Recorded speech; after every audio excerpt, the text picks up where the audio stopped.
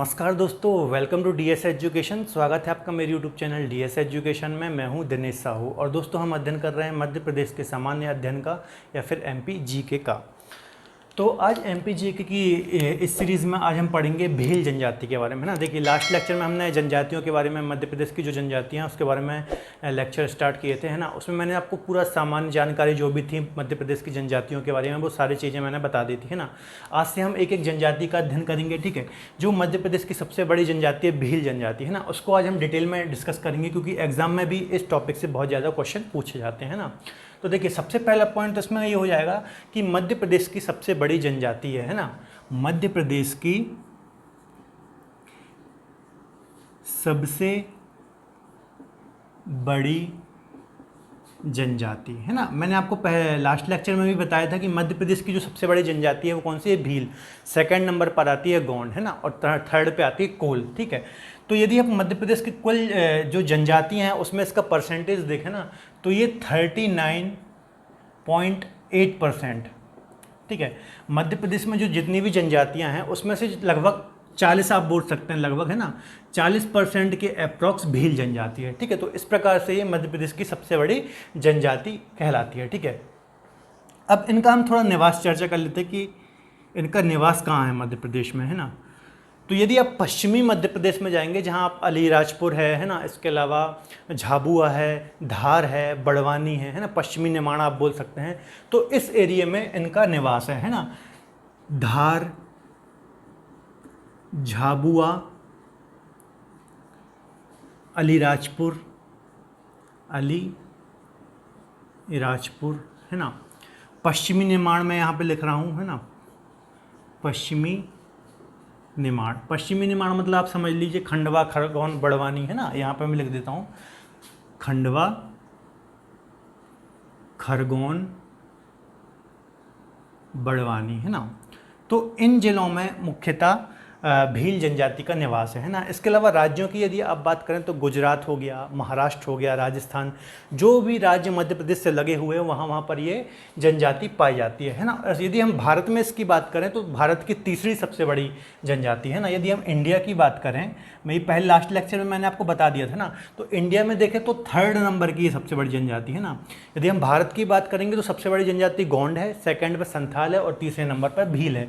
और यदि मध्य प्रदेश में बात करेंगे तो सबसे बड़ी जनजाति कौन सी है, भील है, लगभग 40% है ना संपूर्ण जनजातियों का। चलिए ठीक है ना।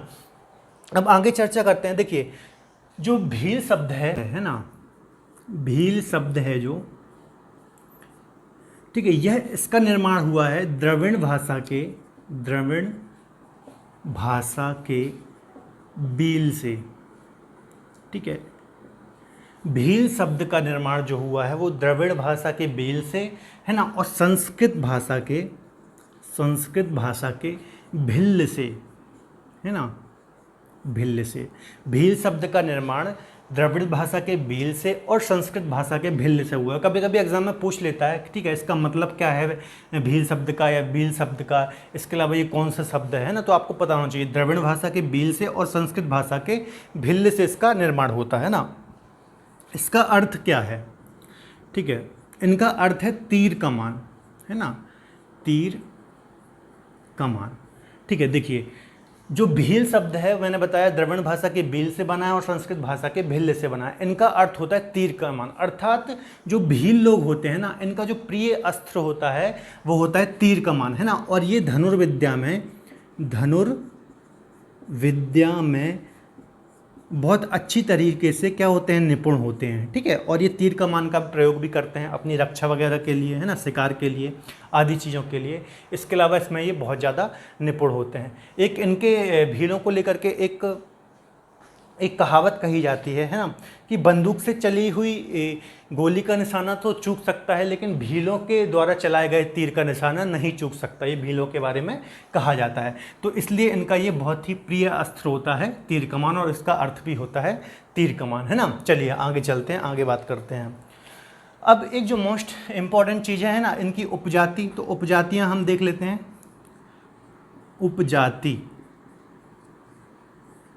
उपजातियों मोस्ट इंपॉर्टेंट है ना, अक्सर एग्जाम में पूछा जाता है उपजातियों से क्वेश्चन, है ना। सबसे पहले हो जाएगी भील, है ना, दूसरी हो जाएगी भिलाला, जो कि इनकी सबसे बड़ी उपजाति है ना, भिलाला। एक हो जाएगा बरेला, बरेला। एक हो जाएगा पटलिया, पटलिया। एक हो जाएगा रथीहास, रथीहास। एक हो जाएगा बैगास।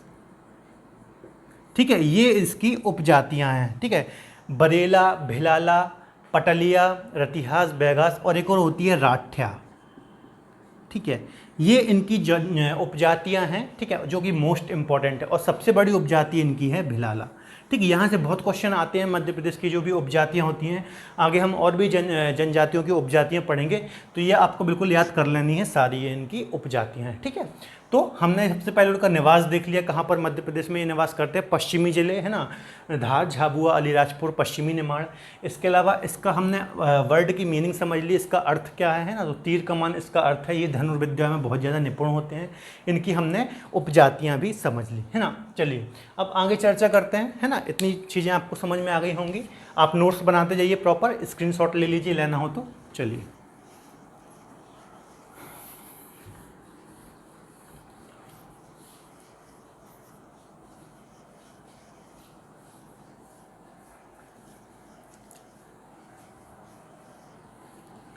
ठीक है, अब देखिए इनका जो प्रजाति है ना, जो भीलों की प्रजाति है, प्रजाति या फिर आप मूल भी बोल सकते हैं, है ना। इनकी जो प्रजाति है वो है प्रोटो ऑस्ट्रेलाइड, प्रोटो ऑस्ट्रेलाइड इनका मूल है या फिर प्रजाति है ना। देखिए जब मैंने पहला लेक्चर बनाया था जनजातियों का, उसमें भी मैंने बताया था कि मध्य प्रदेश की जो मैक्सिमम जनजातियां हैं वो प्रोटो ऑस्ट्रेलाइड समूह की हैं। इसका मतलब ये है, ठीक है, कि जो ऑस्ट्रेलिया के मूल निवासी है ना, उससे मिलती जुलती समानताएं होती हैं इनमें। ठीक है, इसलिए इनको प्रोटो ऑस्ट्रेलाइड समूह बोला जाता है। ठीक है, चलिए अब इनका हम निवास देख लेते हैं। निवास का मतलब जो जहाँ पर ये रहते हैं, है ना, निवास किस प्रकार से इनका होता है। ठीक है, तो देखिए ये जो जहाँ रहते हैं, पहाड़ी एरिया में एक तो रहते हैं, घास फूस के मकान बनाते हैं, मिट्टियों के मकान बनाते हैं ना, खपरेल वाले घर बनाते हैं, कुछ पत्थरों वाले बनाते हैं। ठीक है, तो इनके घरों को बोला जाता है फाल्या। ठीक है, इनके घरों का जो समूह होता है उसको बोला जाता है घरों का समूह। ठीक, अभी एग्जाम में क्वेश्चन आ सकता है कि भीलों के घरों के समूह को क्या बोला जाता है, तो फाल्या इनके घरों के समूह को बोला जाता है। इसके अलावा इनके जो बड़े गांव होते हैं, है ना, बड़े गांव, इनके बड़े गांवों को बोला जाता है पाल, बड़े गांव को बोला जाता है पाल। और जो छोटे गांव होते हैं, छोटे गांव, उनको बोला जाता है फला। बात समझ में आ गई। ये तीनों वर्ड आपको याद रखने हैं, फल, पाल, फला और फाल्या। ठीक है, देखिए एक और बार समझिए। फाल्या क्या होता है, जो इनके घर होते हैं और घरों का समूह होता है उनको बोला जाता है फाल्या। ठीक है, इसके अलावा जो इनके बड़े गांव होते हैं उनको बोलते हैं पाल, और छोटे गांव को बोला जाता है फला। ठीक है, तो ये इनका निवास स्थान हो गया। बाकी इनके मकान कैसे होते हैं उतना इंपॉर्टेंट नहीं है ना। पहाड़ी स्थानों पर ये अपना घर बनाते हैं, खपरेल भी होते हैं, पत्थरों के बनाते हैं, मिट्टी के बनाते हैं। ठीक है, वो अलग अलग है तो वो इंपॉर्टेंट नहीं है। चलिए ये निवास हो गया। अब हम इनका सांस्कृतिक परिदृश्य समझ लेते हैं। सांस्कृतिक, ठीक है, सांस्कृतिक परिदृश्य में हम सबसे पहले इनके विवाह समझ लेते हैं ना। विवाह, कौन कौन से विवाह यहाँ इसमें प्रचलित हैं। ठीक है, तो विवाह में यदि हम देखेंगे तो एक होता है घर घुस्सी विवाह, घर घुस्सी विवाह। ठीक है, घर घुस्सी विवाह। ठीक है, एक होता है लम सेना विवाह, लम सेना विवाह। ठीक है, एक होता है चढ़ विवाह, चढ़ विवाह। ठीक है, इसी के मैं साइड में लिख देता हूं। एक होता है गोल गधेड़ो, गोल गधेड़ो, गोल गधेड़ो, है ना, गोल गधेड़ो। इसको परीक्षा विवाह भी बोलते हैं ना, ब्रैकेट में लिख लेना, परीक्षा विवाह, गोल गधेड़ो। ठीक है, एक होता है अपहरण विवाह, अपहरण विवाह। ठीक है, अपहरण विवाह, जिसको हम बोलते हैं भगोरिया, भगोरिया। ठीक है, चलिए और भी होते हैं, वधू मूल्य विवाह भी होता है एक, है ना, बहुत सारे होते हैं। वधू मूल्य विवाह, ठीक है। ये सारे विवाह होते हैं इनके में। देखिए एक होता है घरगुस्सी विवाह, बस आपको याद कर लेना है, कई बार एग्जाम में पूछ लिया जाता है, ठीक है। घरगुस्सी विवाह, लमसेना विवाह, गोल गधेड़ो, इसको परीक्षा विवाह भी बोलते हैं, चढ़ विवाह, अपहरण विवाह, है ना, इसको भगौरिया बोलते हैं, और बधूमूल्य विवाह। ये सारी विवाह की पद्धतियाँ इनके यहाँ होती हैं, ठीक है। अब थोड़ा समझिए, देखिए जो ये गोल गधेड़ो है जिसे परीक्षा विवाह कहते हैं, और जो भगौरिया है ना, ये इनके पर्व भी हैं, है ना। अभी मैं आपको समझा दूंगा। देखिए गोल गधेड़ो क्या होता है, खासतौर पर ये अब जो गुजरात वाला रीजन है वहाँ पर के जो भील होते हैं उनमें ये होता है ना। गोल गधेड़ों में क्या होता है, एक बहुत ऊंचा खंबा टाइप का ये बनाते हैं, उसमें गुड़ बांध दिया जाता है ऊपर, है ना, और नीचे खंबे के चारों ओर लड़कियां सर्कल बना करके खड़ी हो जाती हैं, और लड़की को उस सर्कल को तोड़ करके उस ऊंचे खंबे पर चढ़ करके वो गुड़ नीचे लाना पड़ता है ना। और यदि वो ये इसमें सक्षम हो जाता है या फिर इसको काम को कर लेता है तो उस घेरे में जो भी लड़की उसको पसंद होती है उससे उसकी शादी हो जाती है, ठीक है। ये होता है गोल गधेड़ो, इसलिए इसको बोला जाता है परीक्षा विवाह, है ना। और एक होता है अपहरण विवाह जिसको भगौरिया बोलते हैं। ये खासतौर पर मध्य प्रदेश के झाबुआ जिले में होता है ना। भगौरिया हाट भी होता है, भगौरिया मेला भी होते हैं, इनका पर्व भी होता है, ठीक है। ये जो होता है ये होली से जस्ट पहले होता है ना, होली के पहले होता है। इसमें क्या होता है, भगौरिया हाट लगता है झाबुआ वाले क्षेत्र में, है ना, होली की जस्ट पहले। इसमें क्या होता है कि जो भी भील बाहर भी काम कर रहे होते हैं तो वो सब उस टाइम पे अपने अपने घरों पे आ जाते हैं, क्योंकि ये इनका एक बहुत प्रमुख पर्व है। इसमें क्या होता है, ठीक है, ये अपहरण विवाह मैं आपको समझा रहा हूँ जिसे भगौरिया भी बोलते हैं, कि इस मेले में सभी लड़के लड़कियां आते हैं अपने जीवन साथी की तलाश में, ठीक है। एक तो उसमें दो चीज़ें होती हैं, एक तो होती है यदि लड़का लड़की को गुलाल लगा दे, ठीक है, और लड़की उसके बदले में लड़के को भी गुलाल लगा दे, तो दोनों की रजामंदी समझी जाती है ना, और लड़का लड़की को भगा करके ले जाता है और इस प्रकार से उनकी शादी हो जाती है ना। तो भगा करके ले जाता है, इसलिए इसको अपहरण विवाह बोलते हैं। इसके अलावा एक और होता है, एक पान खिलाने वाली परंपरा भी होती है। लड़का लड़की को पान खिलाता है और लड़की यदि उस पान को खा लेती है ना, तो भी लड़की की रजामंदी मानी जाती है, और फिर लड़का उसको भगा करके ले जाता है। फिर बाद में उनके घर वालों को इन्फॉर्म कर दिया जाता है ना, और इस प्रकार से उनकी शादी हो जाती है, ठीक है। तो ये भगौरिया इनके पर्व भी हैं, भगौरिया और गोल गधेड़ो, ठीक है, इनके मेला भी हो। तो ये सभी चीज़ें अभी हम आगे डिस्कस कर लेंगे, ठीक है। तो ये विवाह की इनकी पद्धतियाँ हो गई। आगे चलते हैं हम, है ना। ये सांस्कृतिक परिदृश्य के अंतर्गत ही और आगे हम देखते हैं ना। तो ये पहला हो गया इसमें विवाह, है ना। दूसरी चीज़ें हम देख लेते हैं, ठीक है। दूसरा इसमें हम देख लेते हैं लोक नृत्य, है ना। इनके लोक नृत्य कौन कौन से हैं, है ना। देखिए पहला तो इसमें हो जाएगा भगौरिया, है ना, ये लोक नृत्य भी है, ठीक है। देखिए जो भगौरिया है ना, ये इनका पर्व भी है, लोक नृत्य भी है, विवाह भी है, जिसे हम अपहरण विवाह कहते हैं, सभी चीज़ है ये, है ना। मैंने आपको अभी अच्छे से समझा दिया, ठीक है। भगौरिया हो गया, घूमर हो गया, ठीक है, गौर हो गया, ठीक है, एक बड़वा होता है, ठीक है। तो ये सारे इनके लोक नृत्य हैं ना। बड़वा एक और है, एक है डोहा, डोहा, ठीक है। तो ये सारे इनके क्या हैं, लोक नृत्य हैं, ठीक है। अगला इसी सांस्कृतिक परिदृश्य में हम देख रहे हैं, पहला हमने विवाह देखा, दूसरा हमने लोक नृत्य देखा, है ना। इसी के अंतर्गत तीसरा पॉइंट हम देखेंगे, ठीक है, भित्ति चित्र। इनका एक भित्ति चित्र बहुत फेमस है ना, जो पेंटिंग्स होती हैं दीवारों पर उसको बोलते हैं भित्ति चित्र। इसको बोलते हैं पिथौरा, पिथौरा भित्ति चित्र, ठीक है। तो ये एग्जाम में भी कई बार पूछा जाता है कि भीलों का जो पिथौरा भित्ति चित्र है उसे किस नाम से जाना जाता है ना। तो पिथौरा भित्ति चित्र इनका बहुत प्रसिद्ध है, ठीक है। दीवारों पे ये बहुत सुंदर पेंटिंग्स बनाते हैं, आप गूगल में सर्च करिएगा पिथौरा भित्ति चित्र तो वो आपको बता देगा ना। घोड़ों हाथियों की पेंटिंग्स बनाई जाती हैं, और इसके एक कलाकार भी हैं पेमा फाल्या, है ना, पेमा फाल्या इनके कलाकार हैं मुख्य, ठीक है। तो इनका नाम भी पूछा जाता है, पिथौरा भित्ति चित्रों के जो श्रेष्ठ कलाकार हैं वो कौन है, तो पेमा फाल्या इसके कलाकार हैं, ठीक है। चलिए 3 पॉइंट हो गए। चौथा है पर्व इनके, है ना, पर्व। पर्व, तो पर्व में क्या क्या हो जाएगा, पर्व में आ जाएगा, एक होता है गल, ठीक है, एक हो जाएगा भगौरिया,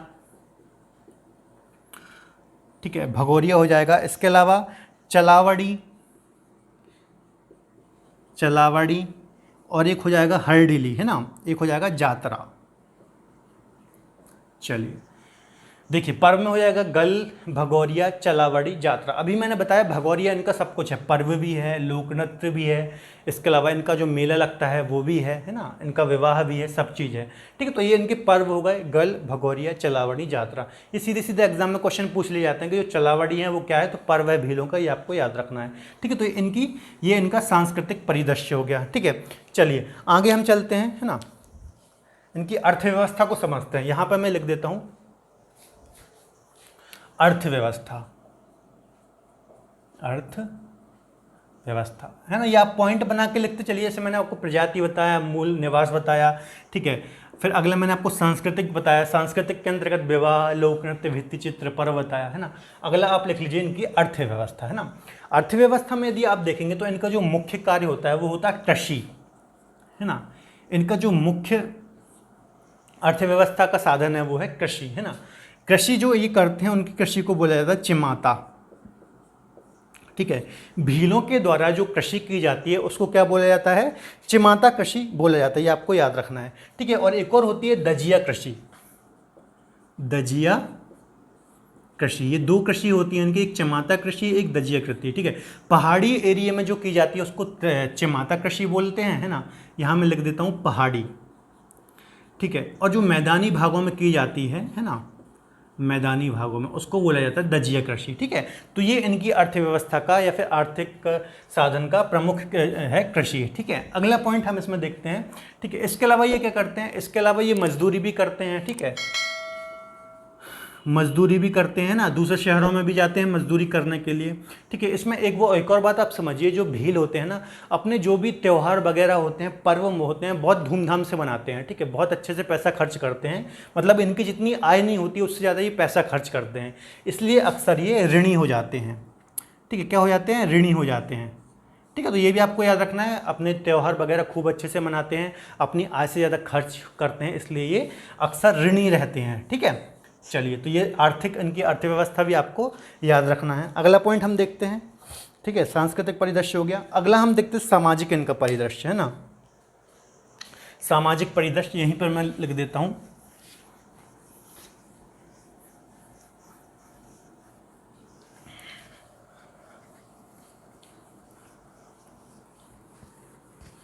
ठीक है, ऐसे आप पॉइंट डाल के लिखते जाइए, सामाजिक परिदृश्य, अर्थव्यवस्था, क्योंकि कभी एग्जाम में मेंस में भी आपको पूछ लेता है कि इनका सामाजिक परिदृश्य लिखिए, तो आप लिख सकते हैं ना। अगला है पॉइंट है, ठीक है, इनका सामाजिक परिदृश्य देखते हैं, सामाजिक परिदृश्य, है ना। सामाजिक परिदृश्य के अंतर्गत यदि आप इनके समाज को देखेंगे, है ना, इनका जो समाज होता है वो पितृसत्तात्मक होता है, पितृसत्तात्मक,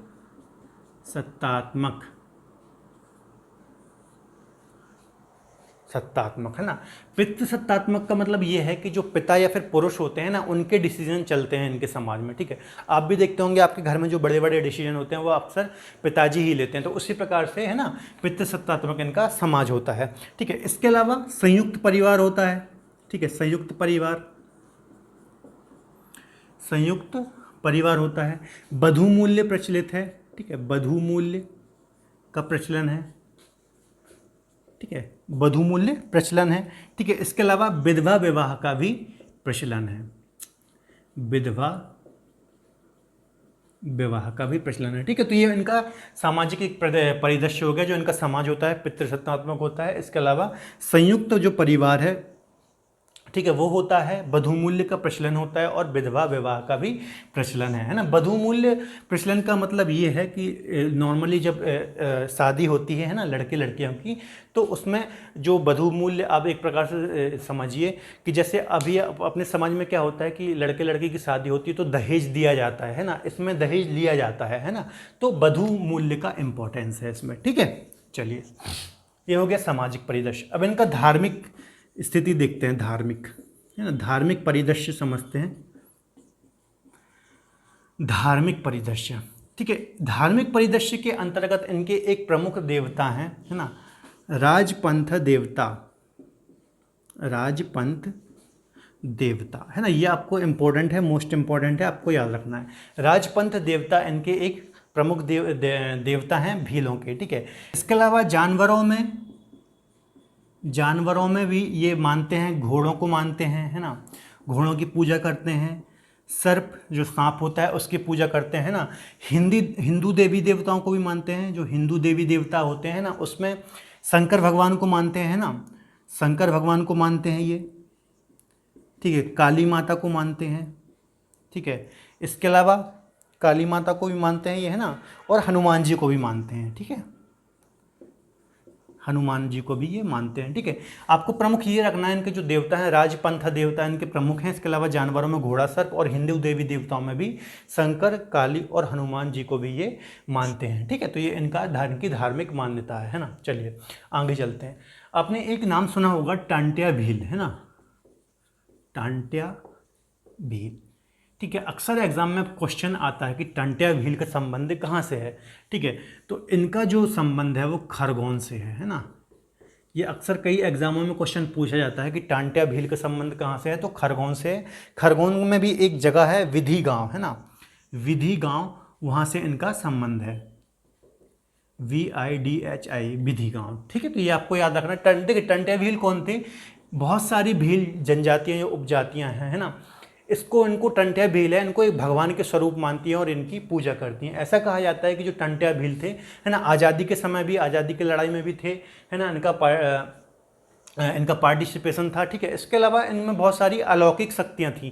ये एक साथ ही बहुत सारी जगह पर अपनी ग्राम सभाएं लिया करते थे ना, उनको संबोधित करते थे, ठीक है। और ये बहुत ही चमत्कारिक टाइप के इंसान थे, इसलिए इनको कभी अंग्रेजों ने भी नहीं पकड़ पाया, और जब ये पकड़ में आए तो इनको फांसी दी गई टांट्या भील को, ठीक है। तो अभी आपको इतना रखना कि याद रखना कि जो एग्जाम में क्वेश्चन बनता है कि खरगोन से इनका संबंध है ना।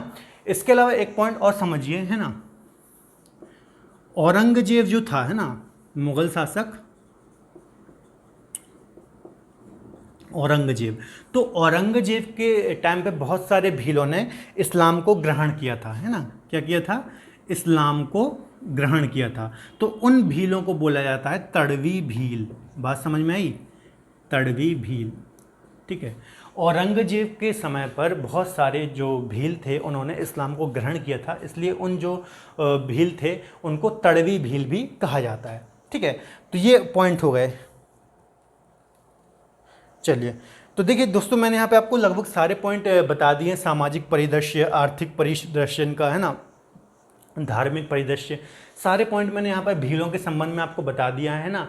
मध्य प्रदेश की सबसे बड़ी जनजाति है, इसको लेकर के एग्जाम में भी बहुत ज़्यादा क्वेश्चन बनते हैं, ठीक है। तो आज के लिए इतना ही, सारे पॉइंट मैंने यहाँ पे आपको बता दिए हैं, ठीक है। इसके बाहर एग्जाम में क्वेश्चन नहीं आएगा, ठीक है। यदि आपको आज का लेक्चर पसंद आता है तो प्लीज़ वीडियो को लाइक करें। इसके अलावा हमारे साथ जुड़े रहने के लिए आप हमारे चैनल को सब्सक्राइब कर सकते हैं। तब तक के लिए धन्यवाद, अपना ख्याल रखें।